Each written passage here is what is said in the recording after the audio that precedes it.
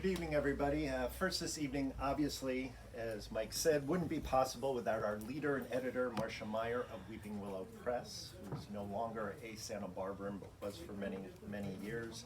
Thanks, Marcia, for creating a haven for writers in the middle of a pandemic. Yay, Marcia! Yay, Marcia!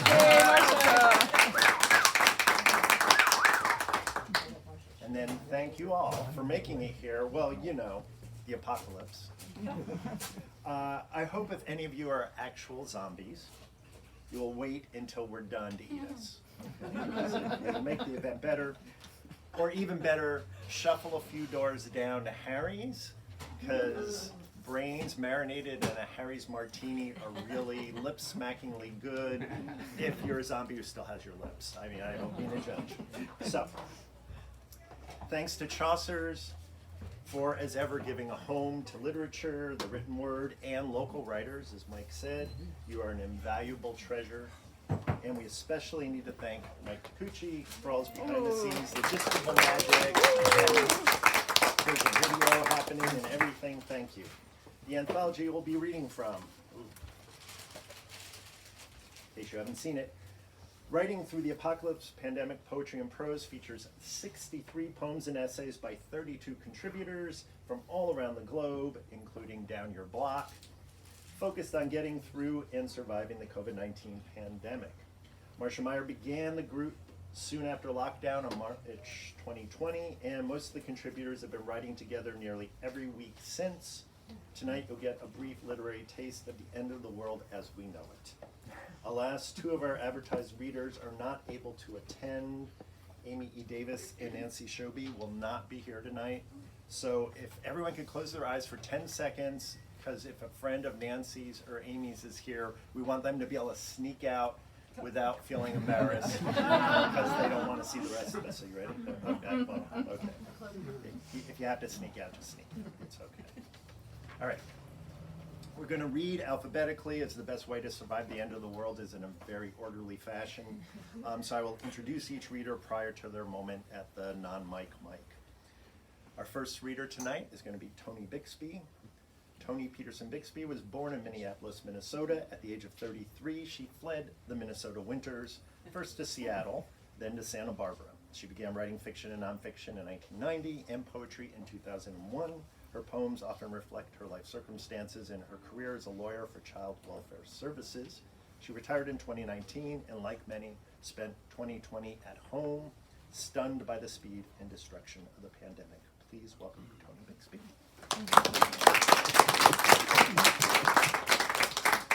Thank you, George. Thank you, everyone. If you can't hear me, raise your hand or jump up and down or whatever. This poem is written during the pandemic, but it's about another disaster, the Titanic. And it's called The Mystery of Lizzie Isham. In April 1912, Anne Eliza Lizzie Isham, a maiden lady of 50 and the daughter of a prominent Chicago lawyer, boarded the Titanic, traveling from France to New York for the summer season.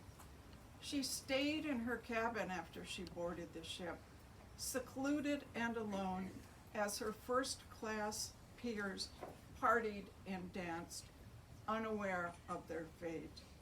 When the iceberg struck, did Lizzie refuse to leave her cabin, sink with the ship? Did she board a lifeboat which flipped into the raging ocean? Or did Lizzie bring her beloved Great Dane? Was she ushered into a lifeboat where only women and children were allowed? When informed there was no room for her dog, did Lizzie abandon her place to rescue her Great Dane? Perish with her friend, because the next day, after all was lost, a sailor glimpsed a corpse in the roiling ocean, arms clenched around a large dead dog.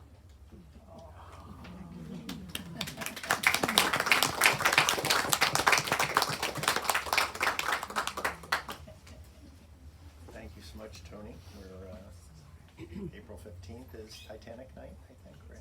Yes, So we're right we're there. close, we're almost there. All right, our second reader, Valerie Ann Burns.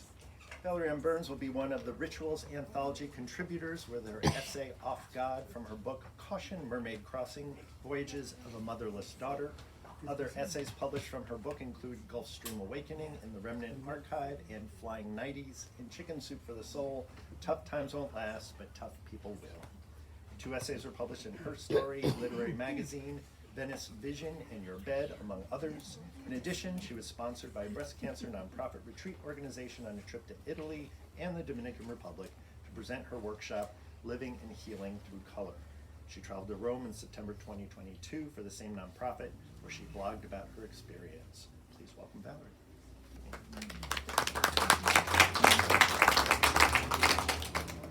Thank you. Thank you for all that showed up. This is titled Amber Dawn. In the orange radiance of early morning, heavy-headed from dreams and distress, I sit with green-black tea in hands, sighing. Through my picture window of longing, staring in palpable loneliness. Massive trees lit with the low sun moving upward to a too blue sky as the sun is rising, while hummingbirds dart for sweet sustenance, and a faithful mockingbird is fervently singing. I beseech nature to deliver days of raining, restore faith lost in a chaotic American sadness, to bring peace to a mind continually racing. An intricately orchestrated soft morning where the divinity of nature dances, unaware of human thoughts darkening. On the last sip of tea in a day unfolding, I dream of reprieve and renewed joyfulness. Another heavy slumber to squelch aching, to wake once again to amber dawn glowing. Thank you.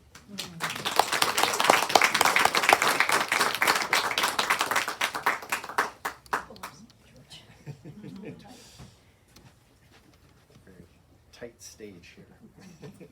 Our next reader is John Glanville. John Glanville has been writing for a little less than 65 years, long enough to have developed a unique style of conversational prose and short enough to think he has more to say. John has enjoyed his time with the Writing Through the Apocalypse Writers Group and appreciates all Marcia Meier brings to the task of herding this special group of cats. John relishes seeing the group's writing in print to reflect and remember on the time not long ago when we were locked in with no place to go except Saturday mornings with our writer friends. Come on up, John. Thank you.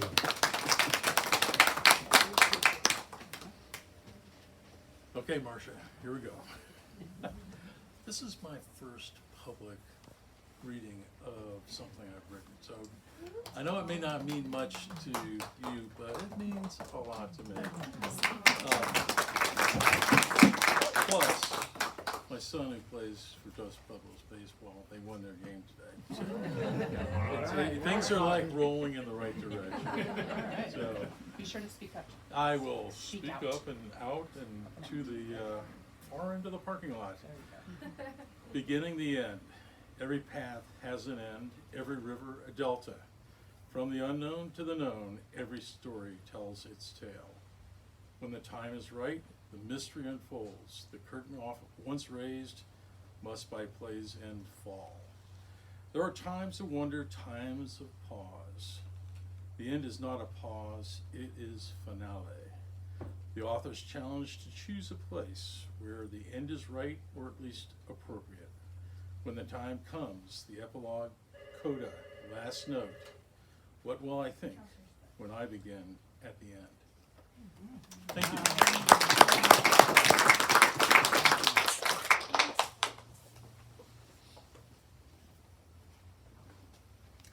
Our next reader is Juliana Lightle. Raised on a farm in northwestern Missouri, Juliana Lightle became a singer, college administrator, corporate manager, and consultant, racehorse breeder, educator, and author. She holds a PhD in counseling from The Ohio State University, BA in English from URI, as well as other degrees. I went to one of those The University places too, so I know that's important. Her 3 published books include one on sexual harassment prevention, co-authored with an attorney, a memoir in poetry, and most recently, You're Gonna Eat That? Adventures with Food, Family, and Friends.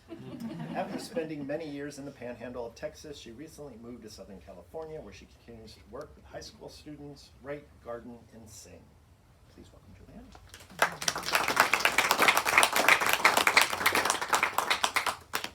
I want to thank everybody for coming. It's a lovely evening. I'm going to read 2 poems. Kingdom of Trees. An essence within the heart of trees allows them to communicate with other trees, to aid each other when disturbed, send secret signals, warnings to other trees, express pain, sympathy. The kingdom of tree now cries worldwide in pain, watching each other's murders, land laid naked, nature destroyed.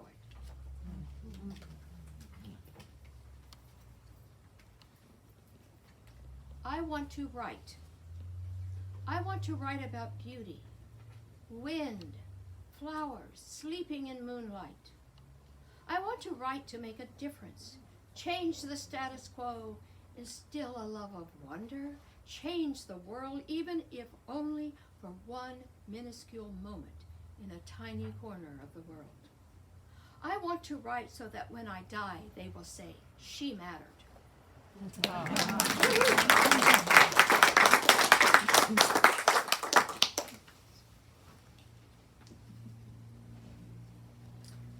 Our next reader is Justine Sutton. After graduating from UCSB, Justine Sutton adopted Santa Barbara as her hometown. Since her internship at The Independent in 1991, cheer for The Independent. Got one of the editors here. She's covered arts for local media outlets, writing countless reviews of theater and dance performances. After some time in the Bay Area, where she studied belly dance and burlesque, among other artistic pursuits, Justine returned to a beloved seaside town in 2005. In recent years, she has performed spoken word poetry with the Anima and Nectar collectives and has dabbled in improv, storytelling, and stand-up comedy. In 2020, she began training as a voice actor and became a certified life cycle celebrant, performing customized weddings, funerals, and ceremonies for all important moments in life. Justine writes fiction and memoir and is working on her first novel. Please welcome Justine. Wow. Actually, George, would you give me a hand to get up and help me with the chair? Sure. Just switch it around. Yeah, and the glasses. See, now sitting with my back to the door, I didn't see all the people who had amassed here, including my editor. One of my editors. Reading and Okay. Hi, everybody. Thank you for coming. So, I am one of the pandemic prose people. So this is a sort of a poetic piece of prose, I think. Rainy night in Wonderland. It's a damp night in Los Angeles.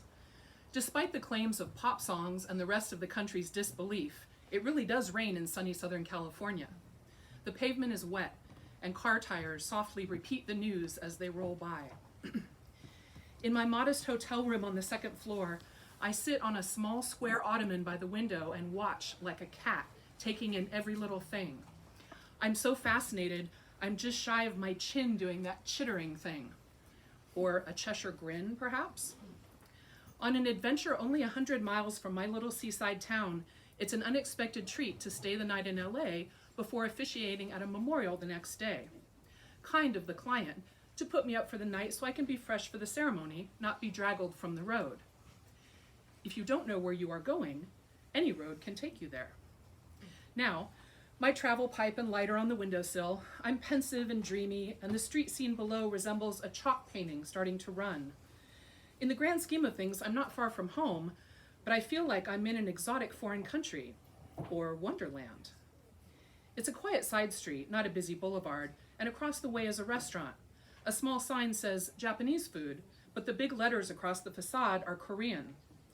I am entranced by the colorful reflection on the wet pavement, green and red, then blue and pink, as the neon open sign flashes. Eat me, drink me. Moving slowly into frame from the left is a person pushing a shopping cart heaped with perhaps all they own in the world.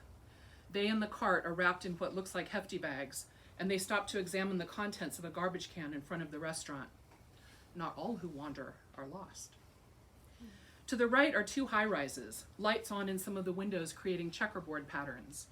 They appear to be office buildings, but the lights are softer than the standard fluorescence and of varied hues, like a pleasingly multicolored chessboard.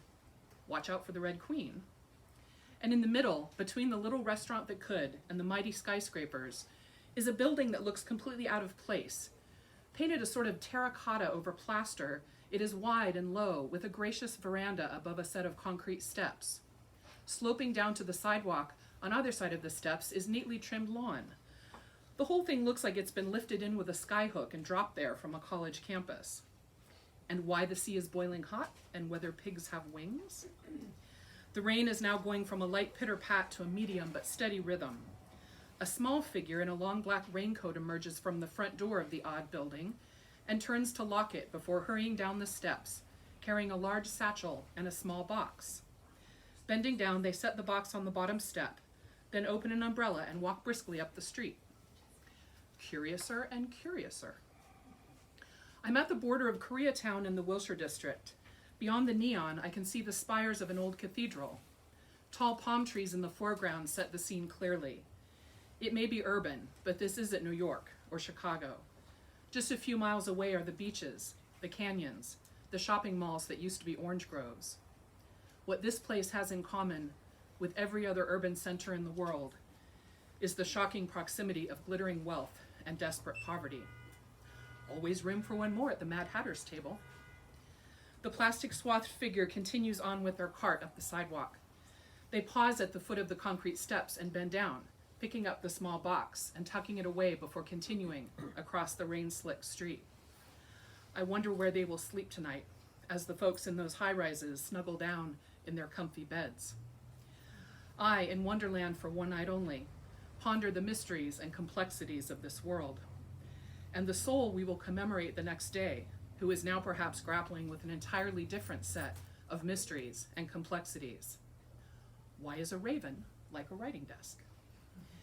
As I turn off the light and get in bed, making a mental note to leave my dinner leftovers out on the street in the morning, I can't help but recall perhaps the best piece of advice Alice was given on her adventures.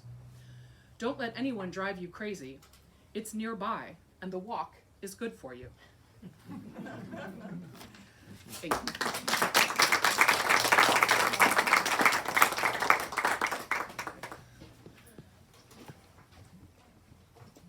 There you go.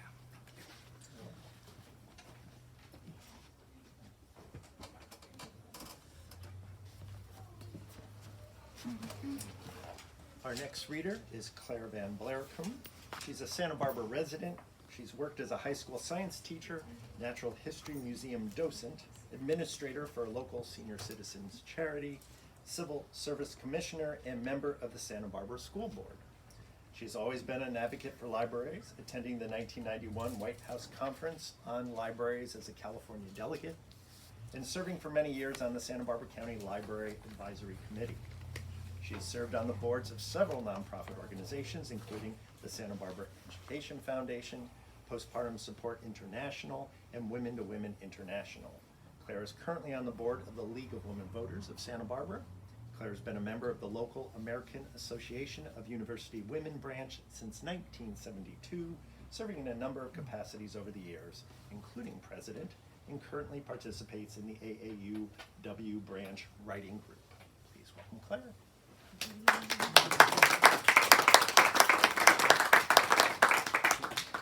Thank you, George, and thank you, Chaucer's, for hosting this event, and thank all of you for coming.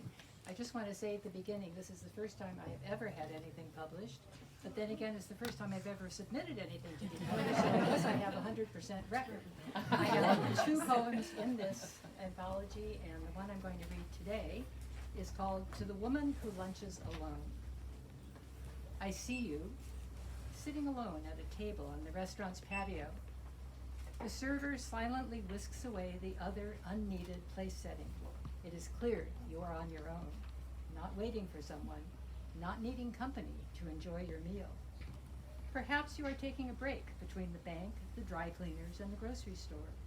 Or perhaps you are just treating yourself to a lovely lunch for no reason. 100 years ago, you would have been unwelcome, perhaps even considered scandalous, relegated to the least desirable table in the place, if not refused service completely. Even 30 years ago, you would have been pitied. Poor thing, no one with her, probably been stood up by her date. Today, you seem completely at ease as you ask a question about the daily special. This is not your first time dining alone. Confidently, you place your order. You smile your thanks as the server brings your drink, iced tea, coffee, or perhaps a glass of white wine. Even before your food arrives, you dig into your bag and bring out a paperback book. You seem to relish the time alone to read. Your meal comes and you begin to eat. A clean knife makes an excellent book weight, holding the pages open as you enjoy your food. You take your time, savoring each bite. Rarely you indulge in dessert, but when you do, it is likely to be chocolate. The server brings your bill, and you hand over your credit card, something you could not have had on your own even 50 years ago. You usually over-tip, probably out of guilt. After all, it would have taken no more effort for the server to deal with two instead of one. Yes, I see you. As you lunch alone, I know you, I understand you, because sometimes I am you.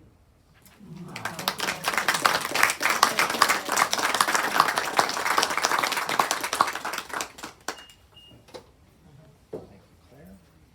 We're flying along here. You guys are going to be out early. You're going to have to buy a lot of books because we're giving you all this time back.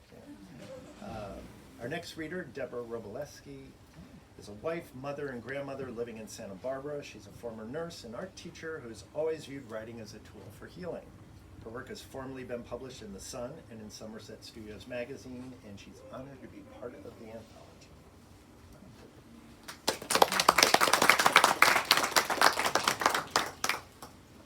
Thank you. My piece is called What If, and I'm told it's the genre is haibun. It's a type of prose followed by a haiku. What if I became at complete peace with what is? Ah, what then? I could settle into this glorious gift of my life, no longer looking to the what ifs of the past and not fearing the what ifs of my future. Each day would unfold gently like a flower in my hand, a bud in the morning dew, slowly opening as the day progressed and the sun traveled across the sky. What if I never forced its opening, letting it follow its natural course, never squeezing it too hard or watering it too heavily? What if I didn't fertilize it to make it bigger, or close my hand to hide it and make it smaller? What if I didn't enter it into garden competitions, longing for the blue ribbon prize of best of show?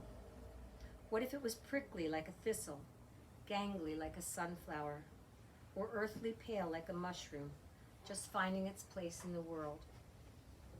Could I be still and wait, drinking in nature's quietness and savor the what is? I long to be reborn into the now, holding each precious day, creating a bright and fulfilling future in acceptance. What if? What is? What if is my battered boat? What is brings me home. Thank you.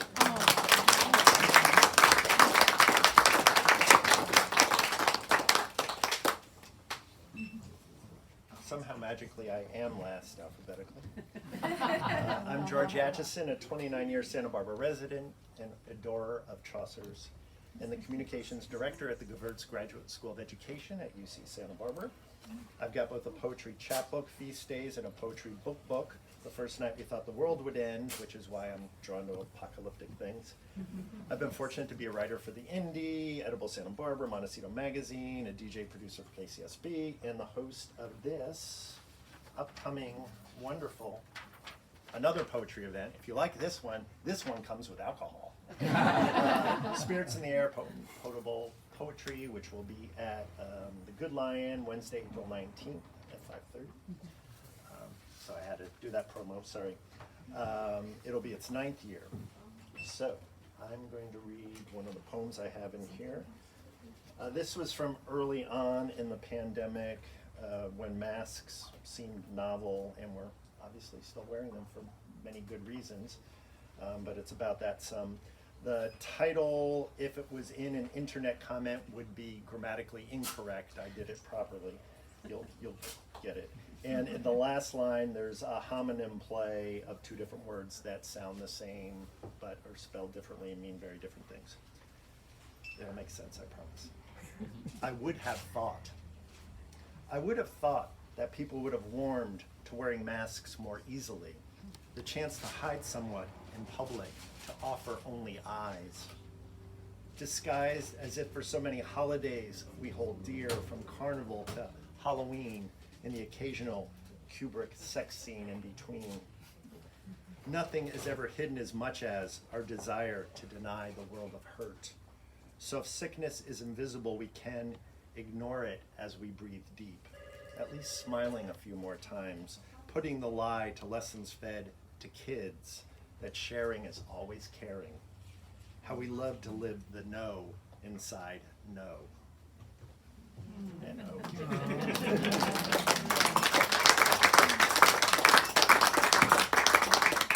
So you did it, you survived the apocalypse.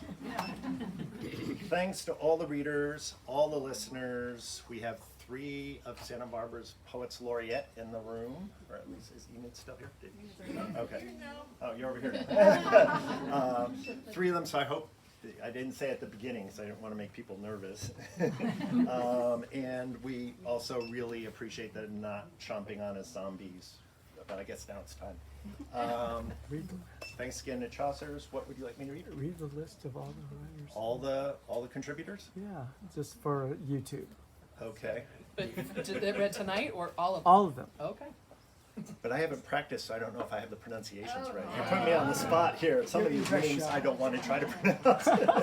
I'll do my best. The contributors include K.M. Bellavita, Jane Ben-Julian, Toni Bixby, Valerie Ann Burns, Maddie Call, Amanda Sue Creasy, Amy Elizabeth Davis, Melissa Face, Nina Gabby, Gretchen Gales, John Glanville, Juliana Lightle, Joan Maza, Golnaz Montagna, Shauna Pataki, Tanya Pry-Putinetz, Lisa Rizzo, Barbara Rockman, Kathleen Roxby, Rhonda Sider, Nancy Shoby, Patricia Smith, Lorna Strikewerda, Justine Sutton, Andrea Van der Hoek, Claire Van Blaricum, Alenka Veresik, Jamie Wallace, Julien Tripp Weaver, Catherine Wood, Deborah Alston Wroblewski, and George Yatchisin. And excuse me for whoever I mispronounced, and my name's Yatchisin, so I know what that's like. So, George, Oh, describe Q&A time.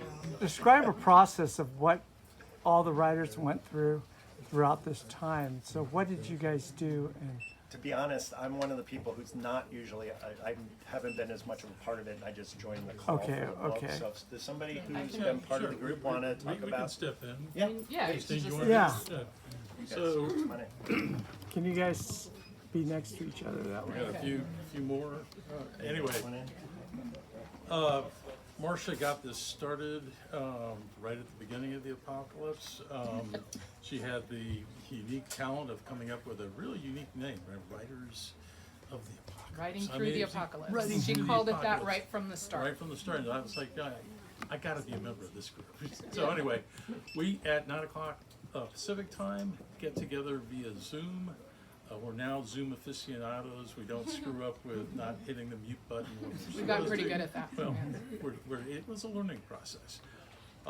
And literally, we get a few minutes to meet and greet. We do, we used to do stretching exercises. Oh, I remember that. We do, there's a poem that gets read just to sort of get the wheels turning.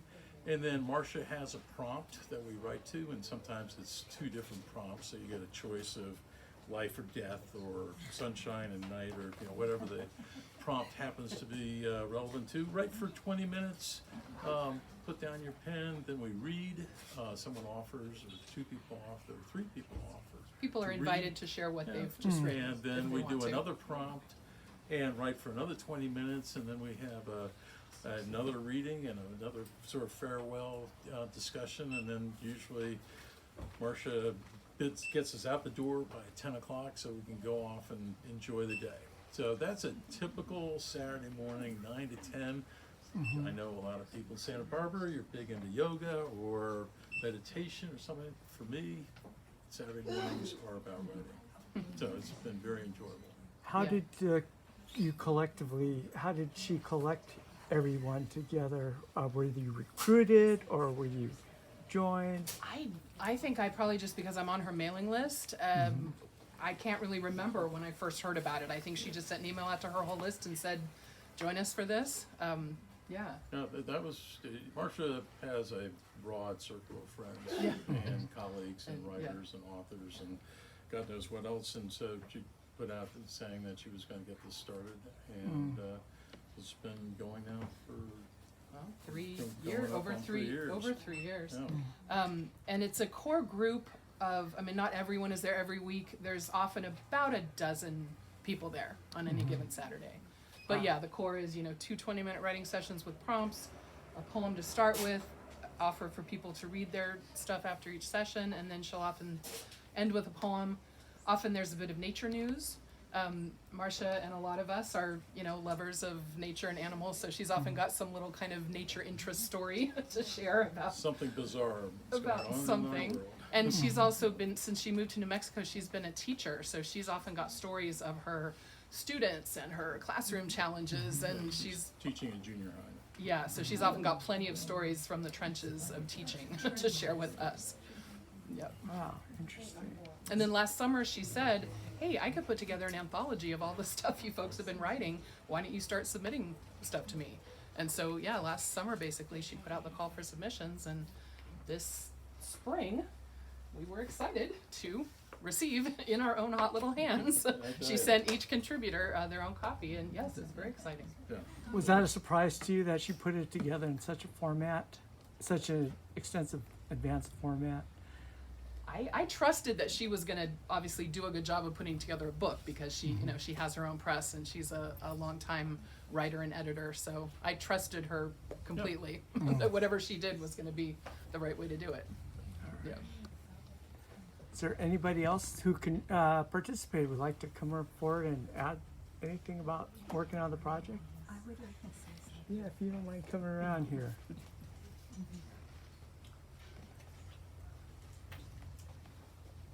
If you're not familiar with Marcia, I would like to tell you about her own book. It's a memoir called Face. It is a wonderful book. It's worth reading. I highly recommend it. It's about her journey from childhood, being in a horrific car accident, and the courage and the heart and everything that she has experienced. So please look for her book, Face. All right. Does anybody else want to add something? Well, thank you everyone for joining us. It was a wonderful evening of talk. Please buy copies of Riding Through the Apocalypse. Thank you. Thank you, Mike.